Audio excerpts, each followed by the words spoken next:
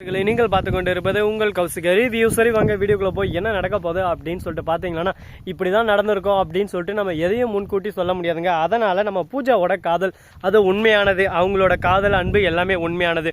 அதனால நம்ம கௌதம் அதுக்கு ஓகே சொன்னாலும் எந்த ஒரு ஆச்சரியப்படுறதுக்கு நம்ம விஷயம் இல்லை.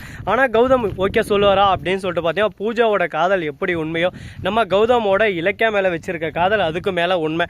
அதனால யாருக்கும் துரோகம் பண்ண மாட்டாரு நம்ம கௌதம். அதனால இலக்கியாவை நான் காதலிக்கிறதோட மட்டும் இல்லாமல் அவ தான் என்னோட மனைவி, எனக்கு கல்யாணம் ஆயிடுச்சு அப்படின்னு சொல்லிட்டு எல்லா உண்மையும் நம்ம பூஜா கிட்ட கண்டிப்பாக நம்ம கௌதம் சொல்லுவார். இந்த விஷயத்தை கேட்டு நம்ம பூஜா கண்டிப்பாக கோவப்படுவாங்க, கோவப்படாமல் இருக்க மாட்டாங்க. அவங்களோட முழு கேரக்டர் என்னன்னு சொல்லிட்டு பார்த்தீங்கன்னா அவங்கள பொறுத்த வரைக்கும் தான் ஆசைப்பட்ட விஷயம் தனக்கு மட்டும்தான் கிடைக்கணும், தான் ஆசைப்பட்ட விஷயம் வேற யாருக்கும் கிடைக்கக்கூடாது. அப்படி கிடைச்சிருந்தா அதை எப்படியாவது தான் கைக்கு வர வரையும் அவங்க முடிஞ்ச வரைக்கும் போராட்டத்தில் ஈடுபடுவாங்க. அதாவது இவங்க பண்ணுற விஷயம் நல்ல விஷயம் தான். ஒரு பொருள் நமக்கு வேணும்னா அதுக்காக நம்ம முயற்சி பண்ணலாம், தப்புன்னு சொல்லிட்டு சொல்லக்கூடாதுங்க. ஆனால் அது வந்து இன்னொருத்தருக்கு சொந்தமான ஒரு பொருள், அதுக்கு நம்ம ஆசைப்படலாமா அப்படின்னு சொல்லிட்டு பார்த்தீங்கன்னா அவங்க மனசை கஷ்டப்படுத்திட்டு அவங்கள துன்புறுத்தி அவங்க கிட்டேருந்து அதை வாங்கிட்டு வந்து நம்ம வச்சிருந்து அதுக்கும் மரியாதை இல்லை, அவங்களுக்கும் எந்த ஒரு யூஸ் இல்லை.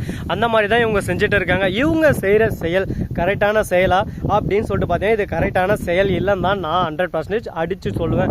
அதனால நம்ம பூஜா என்ன பண்ணணும் அப்படின்னு சொல்லிட்டு பார்த்தீங்கன்னா அது அவங்களோட முடிவு, அதை நாம் எதுவும் சொல்ல முடியாது.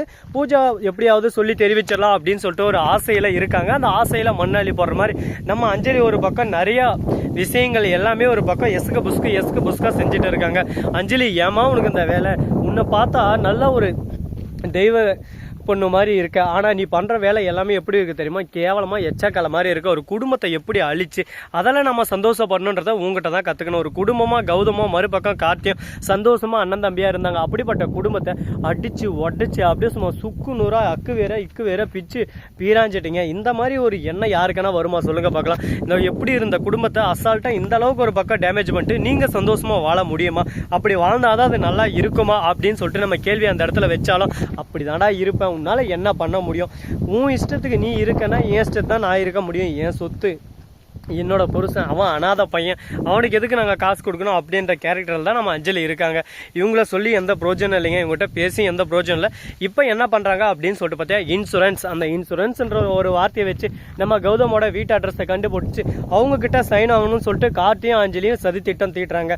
இவங்களுக்கு வேலை ஆகணும்னா காலில் விழுந்து காலை கடை தொடச்சி தான் எந்த அளவுக்கு கீழ்மட்டமாக போக முடியுமோ போவாங்க. ஆனால் இவங்களோட காரியம் முடிஞ்சிச்சுன்னா அவங்கள காலவாரி தள்ளி அவங்கள எந்த அளவுக்கு அடித்து ஓட விட முடியுமோ அந்த அளவுக்கு அடித்து ஓட விட்டுருவாங்க. அதுதான் கார்த்தி அஞ்சலி இவங்க ரெண்டு பேரோட புத்தி. இவங்க எல்லாரும் சேர்ந்துன்னு ஒரு பக்கம் சிந்தாமணி இருந்துன்னு எப்படியாவது அந்த கௌதம் கிட்ட கையெழுத்தை வாங்கிட்டு அவனுக்கு 5-10 தூக்கி மூஞ்சில் இறங்க அந்த காசுப்பட்டு கையெழுத்தை போட்டுருவான் அப்படின்னு சொல்லிட்டு சொல்கிறாங்க. ஆனால் கார்த்தி சொன்ன வார்த்தை தான் அண்ணன் தனக்காக பாசத்தோட போடுவார், இப்போதான் உன் அண்ணன்னு சொல்லிட்டு தெரியுதடா, இத்தனை நாளா அவன் யாரும் அனாத பையன், அனாத நாய், அந்த நாய்க்கு இந்த சொத்து கேட்குதா அப்படி இப்படின்னு சொல்லிட்டு வாய்க்கு வந்த மாதிரி பேசி அவங்கள எவ்வளோ புண்படுத்த முடியுமோ அந்த அளவுக்கு புண்படுத்தி மனசை அப்படியே சும்மா கல் மாதிரி இருக்கிற மனுஷனை ஒரே அடியா நொறுக்கிட்டியே. அப்போ தெரியலையே அந்த எண்ணம் அப்படின்னு சொல்லிட்டு நம்ம சொல்லலாம். என்னங்க பண்ணுறது, நாம் எதுவும் பேச முடியாது இந்த இடத்துல. நம்ம என்னதான் எதுதான் சொன்னாலும் அவங்க புரிஞ்சுக்கிற மனநிலைமையில இல்லை. அவங்கள பொறுத்த வரைக்கும் அவங்க பண்ணுறது தான் சரி அப்படின்னு சொல்லிட்டு நினச்சின்னுக்கிறவங்கிட்ட போயிட்டு நாம் இதுதான் சரி, இப்படி பண்ணால் கரெக்டாக இருக்கும் அப்படின்னு சொல்லிட்டு சொன்னால் நீ யார் சொல்கிறது, நீ சொல்கிறதோட எனக்கு தெரியும் அப்படின்னு சொல்லிட்டு அவங்க அட்வைஸ் மேலே அட்வைஸ் பண்ணி நம்ம மண்டையை எப்படி கழுவணுமோ அந்த மாதிரி கழுவி கழுவி கழுவி நம்மளை ஒரேடியாக உரந்துடுறாங்க. அதனால் அவங்ககிட்ட பேசி எந்த ஒரு பிரோஜனம் இல்லை. அதனால் முடிஞ்சிருச்சு. இதுக்கப்புறம் அதை பேசி நம்ம டயர்டாகிறத விட அதை விட்டு விலகி நாம் இந்த இடத்த விட்டு போகிறது ரொம்ப ஒரு நல்ல விஷயம் தாங்க. நம்ம கௌதம் இவங்களுக்கு கையெழுத்து போட்டு தருவாரா இல்லை தரமாட்டாரா, என்ன நடக்க போகுது ஏது நடக்க போகுது அப்படின்ற விஷயத்தை தான் நம்ம பார்க்க போகிறோம். அது மட்டும் இல்லாமல்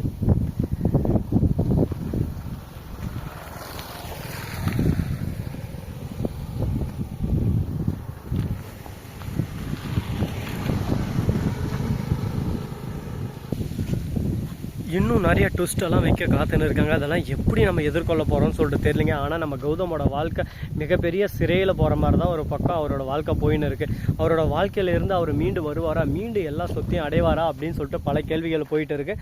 இந்த கேள்விகளுக்கு பதில் என்னவா இருக்கும் ஏதுவாக இருக்கும் அப்படின்ற இன்ட்ரெஸ்டிங்கான தகவல்கள்லாம் கண்டிப்பாக நம்ம பார்த்து தெரிஞ்சுக்க தான் போகிறோம். இது கூடவே நம்ம பூஜா இருக்காங்களே அவங்களோட வில்லங்கத்தானம், அவங்க எந்த அளவுக்கு ஒரு பக்கம் கேப் மாதிரி முள்ள மாதிரி வேலை செய்வாங்க, பார்க்கறதுக்கு தான் ஒரு பக்கம் நீட்டாக க்யூட்டாக அழகாக இருக்காங்க. ஆனால் அவங்க பண்ணுற வேலை எல்லாமே பக்கா 420 வேலைங்க. ஆனால் அவங்க எல்லாத்துலேயும் நியாயமாக தான் இருக்காங்க. ஆனால் கொஞ்சம் சுயநலம், அந்த சுயநலத்துக்காக அவங்க எந்த எல்லைக்கும் போவாங்க அப்படின்ற விஷயத்தை இப்போ தான் நம்ம பார்த்து தெரிஞ்சுன்னு இருக்கோம்.